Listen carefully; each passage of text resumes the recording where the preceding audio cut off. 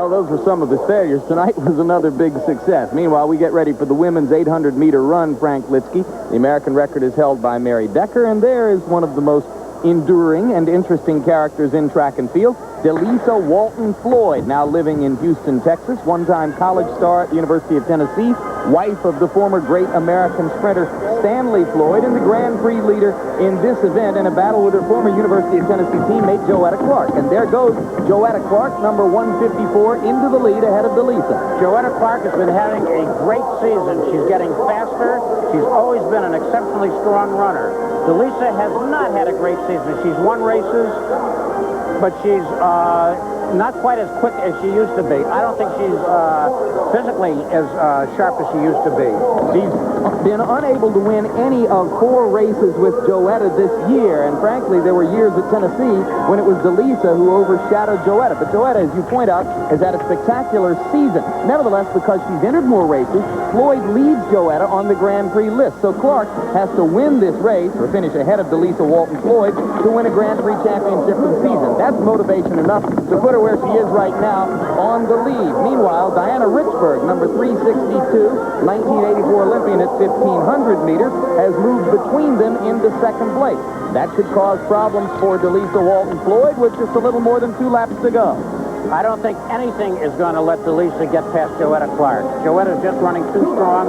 She looks fine right now, and you can see Delisa Walton-Floyd seems to be struggling just a bit. She's rocking just a bit. Her head is bouncing just a bit. That seems to be from tiredness. Well, right now, Joetta Clark is closing in on a Grand Prix title and a victory in this race. 1 lap to go.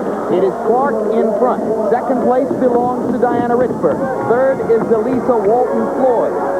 And right now, the Grand Prix standings, as I mentioned, show Floyd 1 point ahead of Joetta Clark.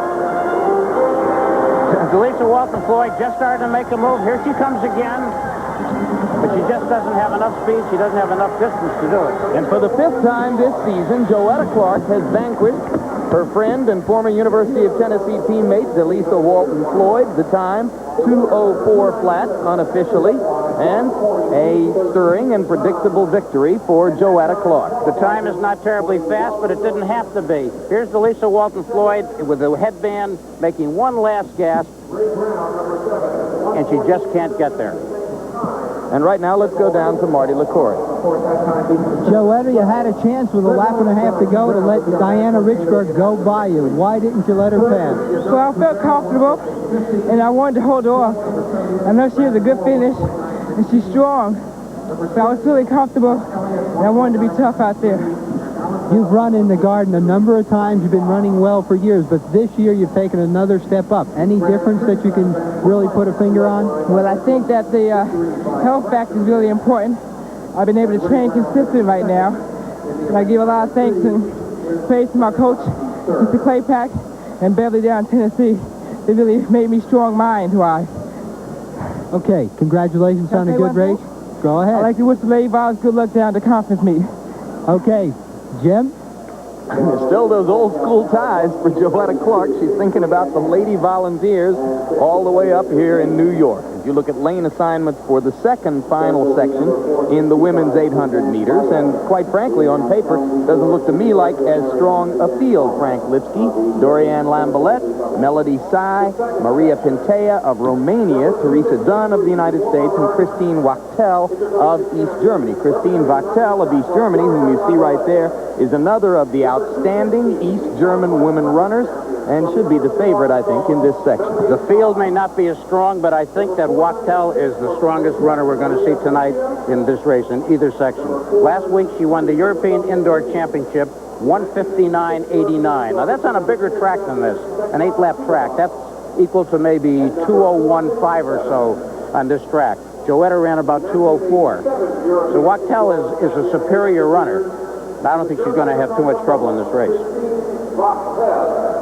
It is Christine Wachtel who will be on the outside as they start. And remember, just a little bit more than 5 laps, 5.5 laps, in fact, make up 800 meters on this 160-yard indoor track. The business of the Grand Prix has already been taken care of, as Joetta Clark clinched that this is a little bit of a preview of next week, I should say, the World Indoor Championships, first of their kind, to be held in Indianapolis. There's a close-up look at the Romanian woman, number 496, Maria Pintea.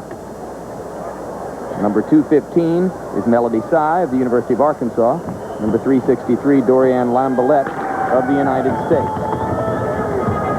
So off they go, and Wachtel from the outside will close down now as they come down the front straight and prepare herself for this battle. She moves into traffic right at the elbow of a couple of other runners, and Lambalette, who started on the inside, goes off to the lead. Long way to go. Inexperience. Wachtel has run on these large European tracks. We have a lot of them in the United States. These 200 meters around, there's a lot of room. The straightaways are longer. The curves are easier. Here, you have to know how to run the boards. You have to make your moves quickly. I think she's the fastest runner there. The question is, will she get out there? Will she get away from the others and be able to run fast?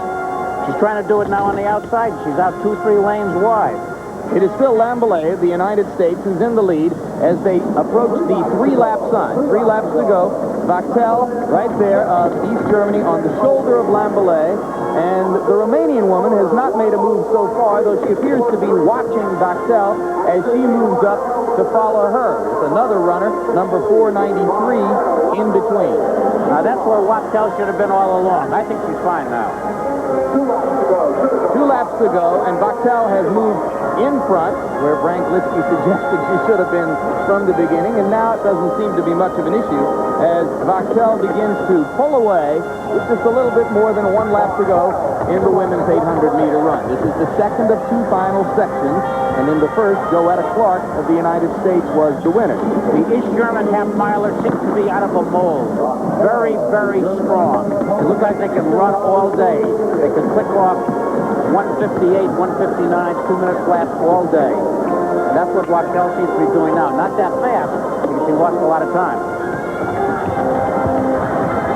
And it's Svetlana Kitova of the Soviet Union who chases Wachtel toward the finish. Kitova is not going to get there as Christine Wachtel of East Germany lives up to her billing and crosses in unofficially about 2:03.25. Maybe a little bit higher than that. That is the scoreboard reading, and they've been a little bit fast throughout most of the evening here. So, the expected victory in that section of the final for Wachtel of East Germany.